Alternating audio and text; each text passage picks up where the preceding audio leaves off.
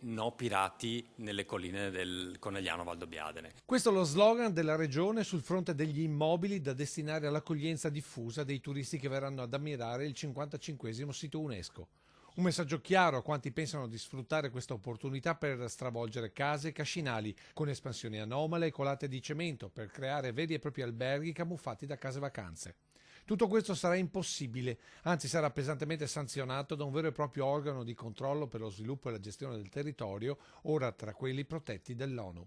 Entro 120 giorni c'è un piano di gestione comune tra tutti i comuni che fanno parte dell'area del Conegliano Valdobbiadene e quindi un nuovo soggetto giuridico, una sorta di fondazione che avrà proprio il compito di andare anche a gestire tutte queste cose qua, compreso anche una gestione coordinata promozionale, quindi dei cartelli unici che vadano a indicare il patrimonio dell'UNESCO, i percorsi sul territorio, quindi una parte che vuol togliere la burocrazia e dall'altra la direzione turismo che invece darà delle indicazioni promozionali.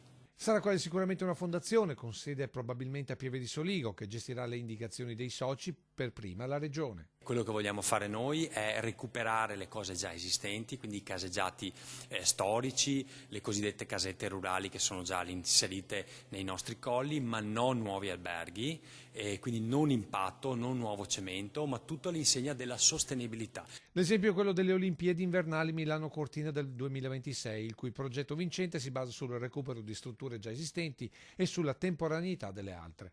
Del resto la prospettiva economica per le colline del Prosecco è davvero importante sotto il profilo turistico. Le colline del Prosecco di Conegliano Valdobbiadene già attualmente fanno circa 437.000 presenze annue e tra l'altro negli ultimi anni sono cresciute molto in termini percentuali, anzi è una delle zone del Veneto assieme per esempio all'area della Valpolicella e del Soave che cresce di più. Questo a testimonianza del cosiddetto turismo slow, lento sul territorio.